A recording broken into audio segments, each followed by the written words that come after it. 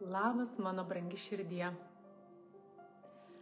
Šiandieną noriu su tavim pasidalinti savo giluminiu tikėjimu, kuris galbūt įkvėps ir tave. Turiu tikrai nepajudinamą tikėjimą, jog vyras ir moteris turi skirtingą, autentišką skleidimąsi, augimą ir brandą keliaujant per gyvenimą. Aš tikrai tikiu, kad vyras ir moteris, turėdami skirtingus kūnus, skirtingą fiziologiją, skirtingą hormoninę sistemą, taip pat turi skirtingą būdą ir keliauti per šį gyvenimą. Aš savo vidumi matau, kad moteris savo esatyje labiau yra kaip gėlė. Gėlė, kuri savo sėkloje jau turi visą žinojimą apie tai, kaip ji augs, kaip ji sukraus savo žiedą, kaip ji skleisis, kaip ji žydės ir kaip būdama savo tobuliausioje ir harmoningiausioje būsenoje, grožyje, džiugins pasaulį ir dalinsis tuo. Ir jei to pakanka, jog jaustų savo vidumi išsipildymą ir malonumą tiesiog būti.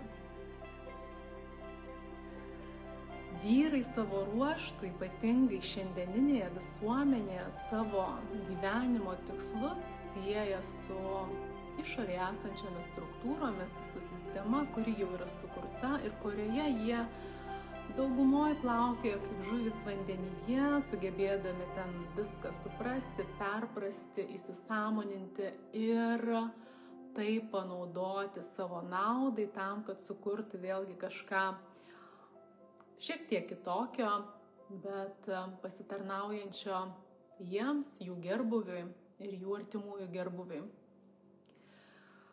Moters prerogatyva šitą savo gyvenimo tikslą yra susirasti savo viduje, savo esatyje, savo sėkloje ir tai, kaip gėlės principus skleisti į išorę.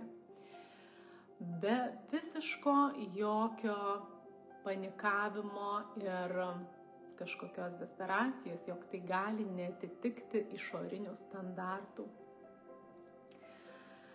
Ir dažnu šiandieniniu atveju vis tik moteris pameta šitą vidinį žinojimą ir pasiduoda tam būtent vyriškam keliui ir vyriškai pozicijai.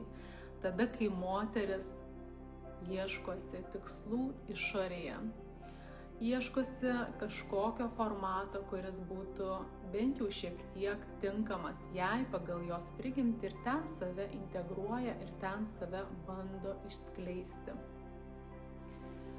Tai tokiu atveju aš sakyčiau, jog su savo žiedu, su savo vidiniu žiedu moteris pasielgia štai taip. Ir visi šitie giluminiai įsitikinimai, kurie veda prie atitinkamų vidinių būsenų, minčių, veiksmų, pasirinkimų, sprendimų, kas galutinai suformuoja išorę ir santykius, aplinkybės, veiklos sritis, moterį apriboja, žaloja, suspaudžia, užgniaužia. Ir ji nebemato nei pati savo grožio, pilnatvės ir harmonijos ir to nebemato niekas iš išorės. Tad mano konsultacijų metu, ką mes padarome, tai mes vieną po kito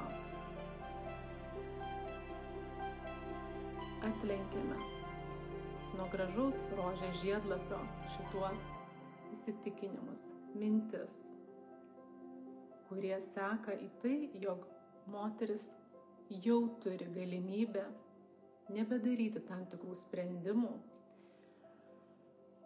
nebedaryti tam tikrų veiksmų, atsisakyti tam tikrų santykių, tam tikrų veiklos formato Ir tada vėl prisiminusi, kad yra nuostabi gėlė, pradėdama skleistis ir matydama pati savo autentišką grožį, gali vėlgi tai įnešti į išorinį pasaulį. Ir tai yra jai pačiai ir malonu, ir gera, ir harmoninga.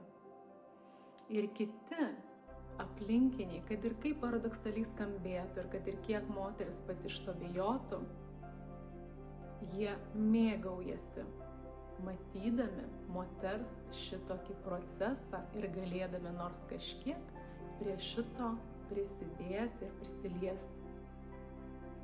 Tad kviečiu tave nebijoti prisiminti, kad esi labiau gėlė ir kad turi teisę malonume ir atsipalaidavime būti, skleistis ir klestėti.